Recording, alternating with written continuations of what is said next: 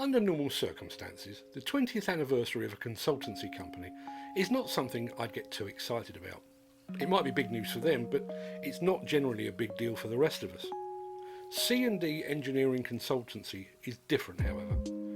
The company is so closely allied to the UK demolition industry that its 20-year history is interwoven into the very fabric of the sector. Many of the changes that have taken place in the demolition sector over the past 2 decades are reflected in or were actually pioneered by C&D. So as the company marks its 20th anniversary, we caught up with founder John Woodward, current owner Mike Kehoe, and the man tipped as the future of C&D, Matty Bardgett. And I started by asking John Woodward how it all began. A lot of people thought that I was a lifetime demolition man, but I wasn't. When I left school, I went into civil engineering, so I worked for a company called Tarmac that became Carillion, that no longer exists. And I spent my time building bridges, motorways, the M54 into Telford, working on large-scale projects through Birmingham. And then I got to a point where I'd been working in civils for a while, and I noticed that Doyle Demolition from Birmingham were advertising for a civil engineer to assist with some work in Castle Vale. And I wanted a change. I went to see Danny Doyle, sat down for the interview. They needed an engineer. I hadn't done any demolition, but we got on okay. So he took me on for a 2-week trial to see how I got on, and then I stayed there about 3 years. And learned a hell of a lot from Danny and his brother Budley and 1 or 2 others in the industry, and decided that I liked demolition because demolition gives you something different every day, and that's what attracted me. And then I went from that to work for Scudders, I suppose within the M25 really, but then worked on Sainsbury's jobs all around the country for Scudders, moved from there to D-Tech where Ross Turner was.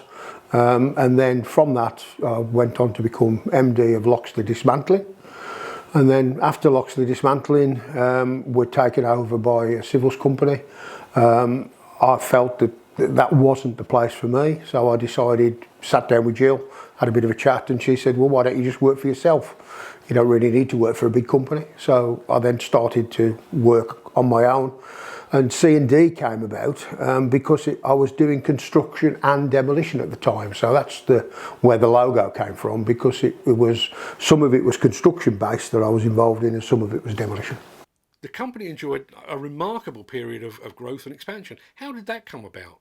Well, I think probably the first job that I got when I decided to go self-employed was to write a method statement for someone who had suddenly been asked by a client that we needed a method statement. We're talking 20 years ago when method statements weren't the accepted. A lot of people did work without it, but it was becoming more the norm, and they wanted something formal. So I was asked to write that. Didn't take me long to do it, and then from that I then got more work with that company. They then recommended me to someone else, and the business started to grow. I mean, really the key way that C&D has grown over the years is, I believe that we had a philosophy, I certainly had a philosophy, that I want to solve problems for people. A lot of companies, you give them a problem and they find a million reasons why you can't deal with the problem, and that doesn't help. I think if you give someone a problem who then comes to you with a solution, you may not like the solution, but you've got a starting point. And I think because of that, we tended to get more work. People would see me as someone who they could go to when they wanted something done and know that it would be done. And that's really how we built the business from day one. Sometimes people have got an idea in their head that they want to do it in a particular way, and then what they will do is possibly run that idea past me, or these days run it past Mike or Matty, to see whether we think it'll work. Or in some cases you may have a client who's never done demolition before in his life and he wants someone to hold his hand. And over the years, I think we've been good at hand holding, and I think the awards that the company has won, both when I was running the company and now Mike's running it, the two we're probably the proudest of are the World Collaboration Awards, and that's really what we're about. I think we're good at getting people together to sit round tables and talk. the modern demolition and construction has become people sitting behind keyboards and sending emails to 47 people looking for a response, and that doesn't really work in my eyes. Get people together, sit round a table, thrash the ideas out, and then you move things forward. And we have tended to be good at pulling people together and picking people and fit. We're a bit like football managers, really. We see somebody who's good for the team and you bring them in. You might only play them for 45 minutes to do something, and then you move them on. And I think that's the way that we've looked all along. I think what happened was that when we started to work for some of the clients, they were perhaps pushing into new markets and they were doing new work. And again, they wanted someone with them who I think is a steady hand. And sometimes I would give them the news that they didn't want to hear, that it's not going to work that way and you possibly need to consider this. So two things were happening. One, we were moving into markets with existing clients. For example, technical demolition services based up the road from this office down in Bardgett. They went over to Cyprus to look at a fertiliser plant that was being demolished. So we went over there, looked at what's involved, looked at the legislation being different in Cyprus and dealt with that. So we were learning as we went along. I learned quickly to type, not very well, but I did learn to type because the industry was changing. The handwritten demolition methods that I did in the first 4 or 5 years with a piece of carbon paper have gone. So I had to learn to type. And the other thing that I noticed was that people were more conscious that they needed to train. We had an industry that got a lot of people with old skills but didn't probably have the formal training. So I started to deliver a demolition safety awareness course to companies and an asbestos awareness course before the NDTG were delivering them, on the basis that I felt we needed to get the knowledge out to the guys to prevent us having accidents. So we had two income streams running side by side. The training side, which developed. Eventually, I became an NDTG trainer and delivered their courses, wrote parts of their courses, wrote the demolition manager course for them, and wrote the construction manager course for C Skills. So that was the significant steps from a training point of view. And then parallel to that were the work moving forward. We were involved in the first oil rig to come out of the North Sea, again with technical demolition services. And again, that teaches you things that when you're up in Shetland, a long way from home, you need to take stuff with you. So I started to become even more of a list maker than I was in the first place. I mean, my wife says, if you ever want a list, then I'm the person to speak to because I write them. And we started to think about other things then. And then the two words that I use probably 1,000 times a week, which are what if, became more and more prominent, and we started to put that philosophy to other people and ask them to consider what if and think about other things. So moved on from there.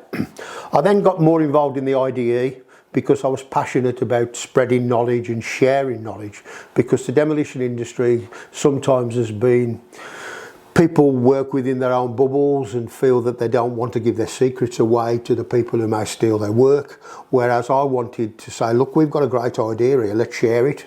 And the IDE started to do that. And then once I became events coordinator and then was elected in a proper election to become vice president, I suppose my profile was raised slightly because I was fairly vocal within the IDE. I got something to say, it had got to be said.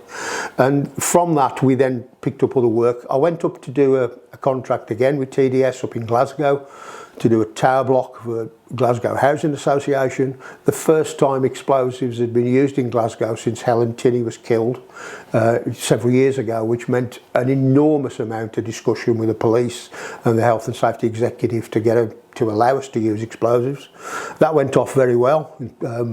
Film for the Discovery Channel was blown at 2 in the morning on a Sunday.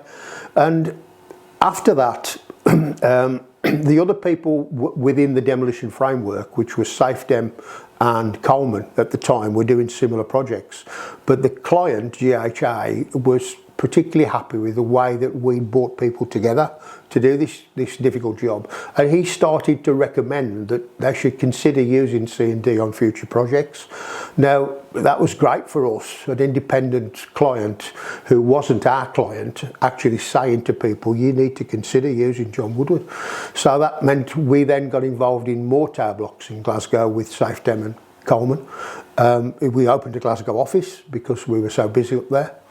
And then from that, I was involved in the first writing of the top-down demolition guidance for the NFDC, with yourself, obviously. And then we got involved in other demolition projects, high reach, won a job in Aberdeen from Aberdeen Council because the person leading the demolition within Aberdeen Council had attended a seminar where I was a speaker and decided that for the first time in a while he'd heard somebody talk about things in a positive manner rather than a negative manner. So we won that, and it moved on from there. And then of course you get the odd phone call out of the blue where I was asked to go out to Egypt and look at a ship that had run aground off Alexandria. They knew what they wanted to do, but they wanted reassurance from a safety point of view they were doing things correctly and that they were going to get the salvage off the seabed and deal with it. I had 14 years in Glasgow, and I probably did in excess of 25, maybe even 30 tower blocks if I added them up. I did add them up the other day for Mike, actually, how many tower blocks I've done in my demolition career. 154, which is sounds a lot, but you know, that's our class of tower block is anything over 10 stories. So 154 of those. And Glasgow meant that because we got so many different techniques, first explosive job after Helen Tinney was killed, first time a high reach had ever been used north of the border. That was a Safedem job next to Ibrox. First time ever mast climbers were used to demolish a tower block. First time ever top-down way from Italy was used to demolish a tower block. First time that a tall steel structure, Red Road, had been demolished by explosives. So there were a lot of firsts. Red Road Phase 4 was the largest exclusion zone in Europe ever for a blowdown event. The tallest towers demolished by explosives ever in Europe at the time. And then, of course, when we won the World Demolition Awards for the Gallagher Twins, which is by Celtic's football ground, the other side of the city, with using top-down way, they were the tallest concrete structures in Europe at the time, residential concrete structures in Europe at the time. So, yeah, a lot of work on tower blocks in Glasgow. You've personally been involved in hundreds of projects over the years. Are there any that really stand out? Over the years, some really awkward, unusual ones. I remember doing a cantilever tower block with D-Tech, which was cantilevered over Redditch Ring Road, and that was really difficult because as we took weight off one side, we had to put weight on the other to keep it steady. So there was a lot of thought involved in that. A couple of railway bridges over the years have been difficult, particularly a bowstring bridge at Leicester. That was really awkward because it reacts in a different way as you start to take it apart. And then I suppose being involved with Safedem on Red Road, because we weren't involved on Phase 1. Phase 1 was a slab block, which was the first one. And then they changed the principal designer after that to bring us in. So that was a big move for us, for someone halfway through a major demolition project to decide they wanted to change the principal designer. Nothing wrong with the person who was doing the job, but they wanted us involved. So that's probably was good for us. And then, yes, going out to Egypt was different because it made me think of things slightly differently. When you're 2 miles offshore, you need to make sure, again, you've taken everything with you. It's no good saying when you get there, anybody got a charger for your iPhone, because it's too late. Now, you once told me that you owned multiple pairs of jeans, all of them with different waist sizes, because your weight fluctuated during the build-up to an explosive demolition event. Was that true? No, that's a very good point actually, Mark. Yeah, my weight did fluctuate dramatically when I was in Glasgow, because if you think that we were doing 32 stories on some of the tower blocks, and 4 flights of stairs per story, so that's 120 flights of stairs, each one with about 10 steps in, so about 1,200 steps up, 1,200 steps back, 6 times a day. If you're looking at explosives, then yes, I probably lost about 2 stone. And then of course when they were down and we waited for the next one, I just end up eating too much nice food in Glasgow, and my weight went back up again. So yeah, fluctuates a little bit. What made you decide to sell C&D, and how did you meet Mike Kehoe? When the business started, it was just me, and I realised after about probably 3 to 4 months that I couldn't cope with the work coming in. So I took on Les Hemmings, who's a very good friend of both myself and Mike, and asked work for the new C&D. Les is now retired because he's older than me, and then managed to work myself and Les between us for a while. Everything was going pretty well.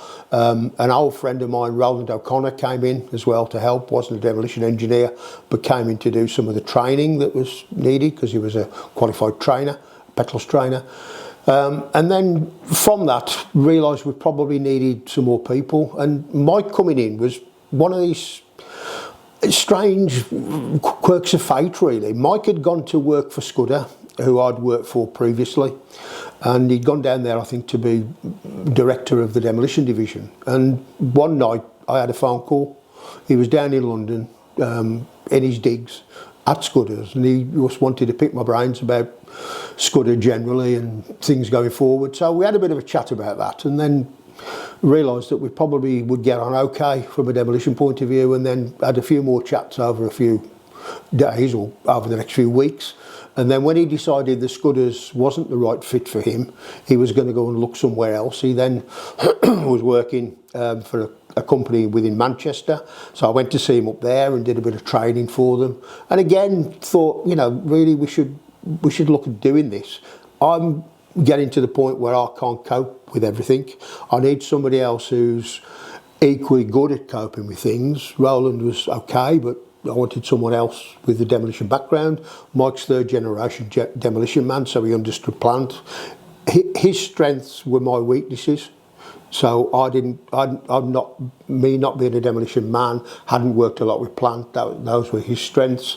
I think some of my strengths, the organisational side and the quoting, were at the time maybe his weaknesses. So I thought we knitted well together. And then we found that he worked closely with me for a while, albeit at distance, so 2 or 3 phone calls a day, and then I quickly realised that I didn't need to speak to him. So rather than him be involved in my projects as my assistant, which he was sometimes on the Glasgow projects because of the size of them, I could basically say, well look, I need to go to Egypt now for 3 weeks to sort this out. While I'm away, can you deal with this? And then he would deal with it, because that's the way that he is. And we then learned that we could run things parallel. So Mike could take on certain clients and certain jobs in certain places. I could deal with others. Mike picked up most of the work in central London that we picked up through Erith and others. Was happy to work in London. As I'm getting older, I don't want to travel. And it worked well. And then we sat down somewhere one night, similar to the night you and I sat down in Istanbul and talked about what you should be doing with a news platform for demolition.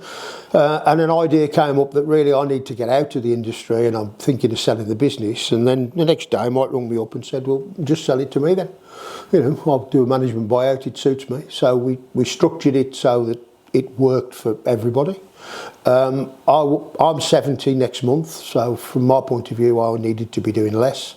Mike's got more energy, more drive. He wants to be successful and he's very successful, and I think it was the right way, which meant initially that I could drop down to 3 days a week, 2 days a week, 1 day a week, and now I just come in every now and then. I'm like the fine china, I just get rolled out for meetings now and then. Was it hard to let go of a company that you'd built from the ground up? Initially I thought it would be, but then again I realised quickly that it was in good hands and I didn't need to be there. I mean, we've laughed this morning when I've been, I don't come into the office very often, but I have come in this morning. I had to bite my tongue because I said, I really think you should be maybe having 2 screens on that computer, Mike, because it's a lot easier to work. And I thought, John, be quiet, it's nothing to do with you anymore. And I'm happy now just coming in as and when needed. I don't think I'll be needed much in the future, but it's nice to feel wanted and nice to come in now and then. I know it's only been 4 years, but looking at C&D today, you must be very pleased at how the company has progressed under Mike Kehoe. Yeah, it's good to see where Mike and Matty are going now. I mean, Qatar came about from hard work from both of them to win it, but initially, about probably 6 or 7 years ago, we tendered for a job in Kuwait, a major job in the oil fields, which at the time we didn't win. And we probably could have been busier over the years, Mark, if people had realised that we're actually quite good, but we're small. There are a number of jobs where we were in the running to become principal designer or demolition consultant, and at the end of the day we would lose them to a larger company with a bigger financial backing, shall we say. But what people are realising now is it's not how big the company is, it's what the company does. And you can have the best brochures in the world and say how good you are, but it's down to the proof of the pudding. And we're finding now that people are realising that yes, maybe small is good or smaller is good, because we think we offer a better service, and it's a personal service. I mean, Mike's business isn't so big that you can't pick up the phone and speak to him. He might not ring you back straight away because he's busy, but you can still get to the principal. And the way C&D was built up was, if they wanted John Woodward, they could get him. I couldn't be there 24 hours on their job, but I was available, and Mike has taken the same view. I mean, you know, we lost a major contract in Oxfordshire once as principal designer because we were considered to be too small because we only had 5 employees and our turnover was just under £1 million, whereas the people who were appointed have got a larger turnover and more employees, but unfortunately didn't have the demolition experience. And I think now people, because the HSE are driving at the moment for clients to become informed or intelligent clients, they now say under CDM, if you don't have the information or the skills, you should go and find it. And what they're doing now is they're looking more for the true competencies, rather than people say, yes, we've done. I mean, if you were to say to me, for example, you're tendering an explosives job, you know, how many have you done? I've probably been involved with in excess of 60 in my career. Now, somebody else who might be bigger than us might have done 2. And I think people are drilling down more into what the core is. And here, Mike is very, very well qualified. I'm pretty well qualified myself. Matty has done the degree and is well qualified. And I think that's the difference. They're looking at what you can provide from and truly demonstrate the competency. We were lucky as we went along that we probably were in the right place at the right time a few times, because there were people around. There were other demolition consultancies that have been around probably longer than us, but they were in particular niche markets. I think we've taken the view that if a small demolition contractor from a mile down the road needs a method statement writing and he doesn't have the experience, we were happy to write it. The same as we would be happy to go to Turkey and talk to the Turkish government about the demolition of high-rises, bearing in mind that they're in an earthquake zone. So I think we were comfortable. We didn't set our sights on a particular project, size-wise or complexity or value. We were fairly flexible, and within the team we were able to do that. At one point we were probably one of the busiest trainers for the NDTG in the country when Roland and myself were training, but then I was able to put the majority of that training across to Roland, who enjoyed doing it.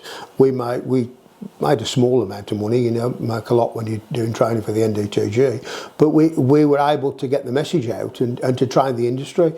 And I'm passionate about everything we do. I mean, touch wood, never had a fatality on a job, never had a serious injury, and I think that's what we've got to look at. And a lot of that is the list making, and is the what ifs, and consider what could happen. Let's make the exclusion zone just a little bit bigger just in case. Let's do this, let's do that. It's been 4 years or thereabouts since Mike Kehoe took over the C&D hot seat, but I wanted to go back to find out how Mike Kehoe actually found himself in the demolition industry in the first place. Grandfather started in 1912 and went all the way through. My father joined the demolition industry in 47 once he was demobbed out the army. So yeah, so a little bit of history from in there in the family. I was on demolition sites from an age of 2 or 3.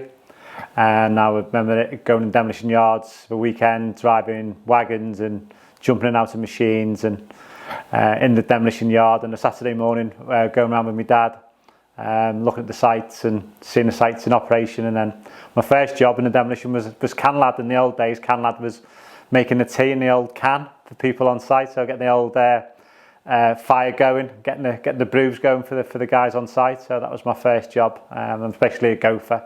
So for Saturday morning, days now that you couldn't do it, but then days you go in, work on a Saturday morning, go for the chips, go for the butties, go for the breakfast, and basically just be a bit of a gopher. So it was a great way to start demolition. You must have met some interesting clients and seen some interesting projects along the way. Seen some good demolition. Liverpool had a number of great demolition guys to learn from. Father of the company he worked for had some really good men to learn from. So I enjoyed the time from there. And from that point, it was always going to go into demolition. So how did you first cross paths with John Woodward? So I was managing director of a company over in Manchester at the time, and John was coming to do some training for us. So John did a little bit of training for us, and then subsequently went to do my CCDO manager's course with him at Hemel. 5 days, got on really well with him. Talked to him through about demolition, and I was unhappy where I was really. Was looking for a bit of a change, and he said, would I fancy doing some work for him, going on the other side of the consultancy role. Took a bit of persuading, but decided to take the plunge and join him. John had got to the point where I think as today he's probably approaching near 70. So at the time he was probably well past his into his 60s, so early 60s. So it was always a bit of a succession route for John. Making sure that I wanted to carry the business on. I'd worked really hard to get a good name in the industry. We drove it into new fields, and I said to John, I'd really want to keep this going. And John made an offer, and we discussed it, and it was done in a day. The sorts of decisions and negotiations, and it was a really simple way to take it forward. And it's been 4 years now, well over 4 years, but John still comes in and does quite a bit of work for us. He says little, but he still does quite a bit of work for us. Does a lot of training, great on the PR, helps us with some lecturing and marketing. So he's been a real asset before I bought the business and now post afterwards. As an outsider looking in, one of the things that makes C&D stand out for me is that commitment to ongoing improvement and ongoing education. I think because we're all demolition engineers, we've all done further, we've all got our masters in demolition engineering, so that's been helped us to understand how to write projects. If someone had asked me what I thought about the masters thing, for me personally, it allowed me to write theses, write reports, so people can understand it. So that's been a big driver for us. In the nuclear one, I believe we bring different skills. Certainly people know that I've got a passion for taking down concrete buildings and car parks, as we've had before. But driving that, a lot of the nuclear work, believe it or not, is predominantly concrete based. So being able to bring some skills into that field is helped from in there. And an understanding of demolition, and sometimes taking where people understand the physics of being a nuclear physicist, if that makes sense, to then realising what is the ramifications of a demolition process and how we can bring the two together. So I think I facilitate that role in the middle, where we've got a demolition team, the physicists, and how we can bring it into decommission an asset. And I think it's starting to work really well from in there. And we're getting some really good feedback from what we're producing. And we enjoy working in that one because they are so exacting. So we understand the benchmark we've got to reach when we write reports, when we do scoping works. So that's been a real good one for us, the nuclear one. I think getting into the nuclear one has been our hardest challenge, but has been a real a mountain I'm glad we've climbed. So I'm going to carry on and do the PhD, and I'm going to do it on worldwide demolition techniques.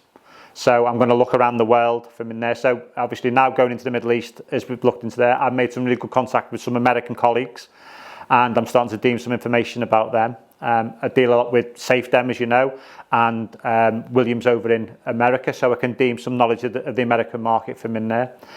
Europe, I've worked predominantly a lot in Europe, so I've worked throughout the European market, so I understand that market. So I'm going to try and put my knowledges in, and I'm going to see where the demolition industry is going in the next 20 years. So when I done my dissertation for the Masters, it was about encompassing how to empower people on the fourth industrial revolution, i.e. from the fourth to the fifth. So bringing more women into the industry, bringing more people who challenges. So we can now operate a machine from a desk here in the UK. It could be operated in America or China, but also allows people with disabilities who could never have thought before previously to come onto the demolition industry could now work in that one. And we should encourage that people. We should encourage the younger people who are expocs more than I could ever do, because our machines will become autonomous. We'll no longer need the driver in the cab soon.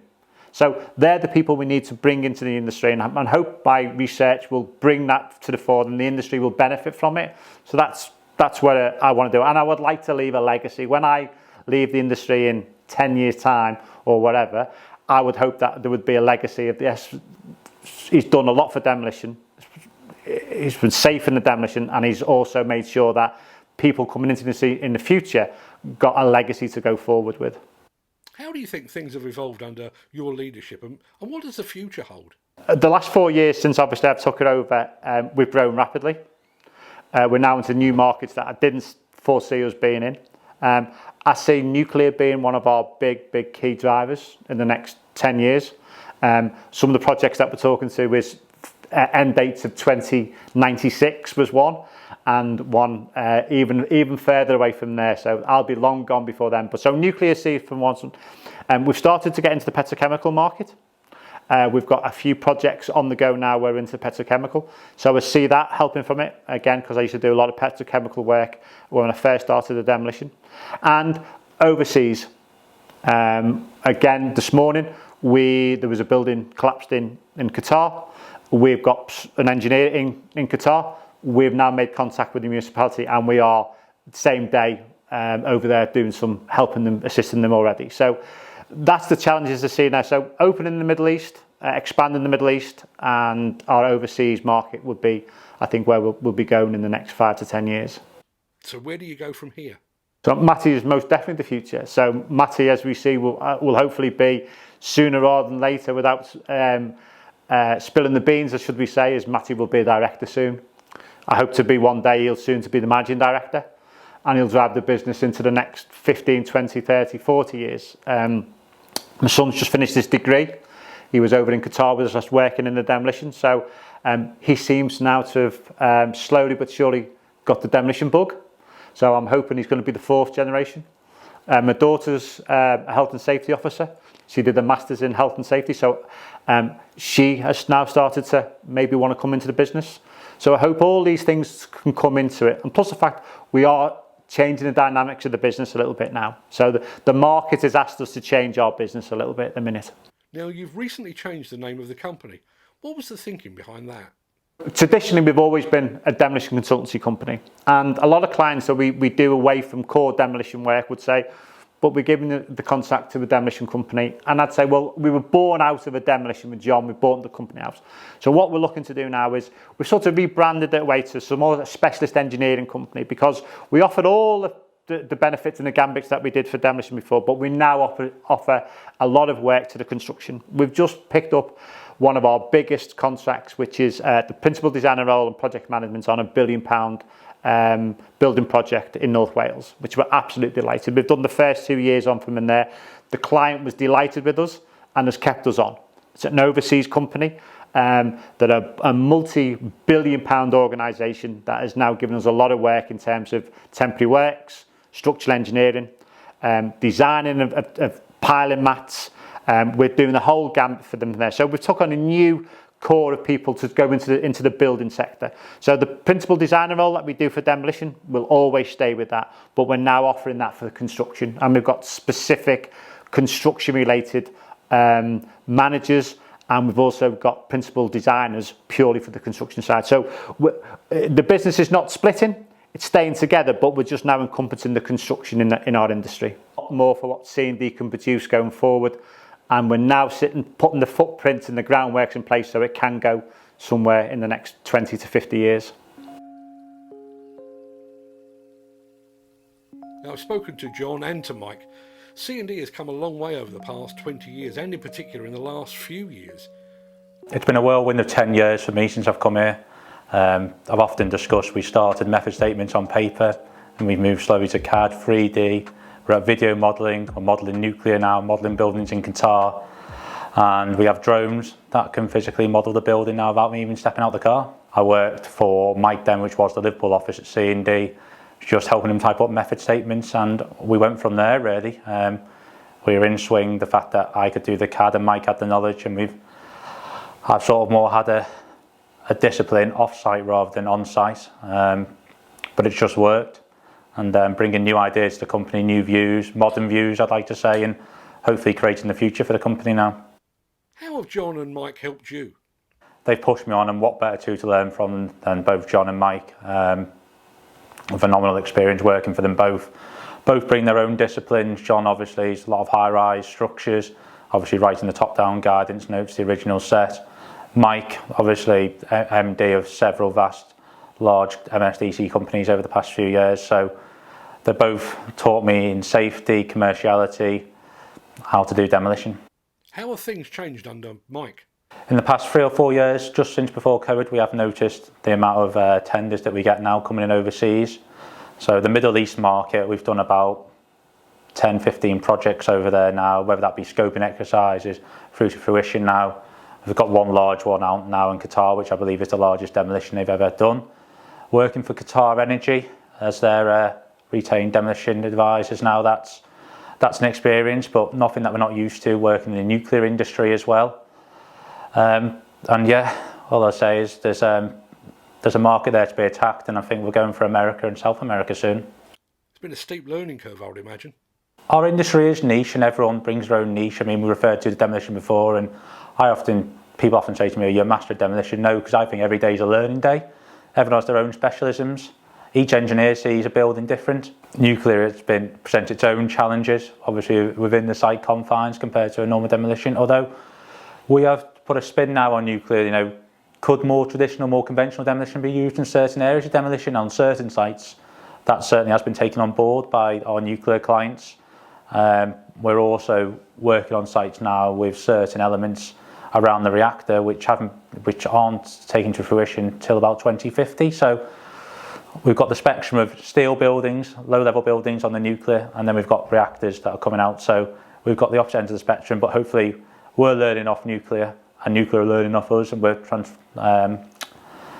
giving each other the knowledge basically to have a successful collaboration in demolition. And I suppose touching on that, that's why I've been successful winning the World Demolition Awards on several occasions for collaboration. So we know what John and Mike have brought to C&D. What is it that you bring? I think, although I say a different perspective, a millennial perspective, sometimes we've always done it this way. I get that a lot in demolition. I say, well, have you thought about this? Have you seen this product that's on the market? Oh, we've learned how to do this way. I've always been brought up doing it this way. I wouldn't say shortcuts, but there's certainly, millennials, we can speed up processes. I've certainly a can-do attitude, I suppose. But I mean, I've learned that also through the two formulas that you've just mentioned. So technology and innovation, research and development are probably more, I'd say, what I bring to the team. It feels like the industry is on the cusp of a major change. And once again, C&D is reflecting that change. Big advocate for male and female on site. It's good. Obviously, we saw a few years ago the first female president coming to the NFDC. And why not? I think the skill set that they also bring another approach, as I've just said there. I wish more young girls and more boys would come into the industry, because I've certainly enjoyed it for the first 10 years of my career in demolition. In terms of technology, I think we're getting there. Remote machines, I think everyone still describes Brox as new and remote as new, but they've been around for some years now. So I'm really up for the challenge to see what's coming next. Demolition, I mean, whether I can see that going fully remote, I'm not entirely sure, because obviously driving them, you feel the building, you can feel if it's collapsing, what's happened. So I'm not sure that can 100% always go remote, but I think there is something big coming in the future, and I'm a big advocate for demolition.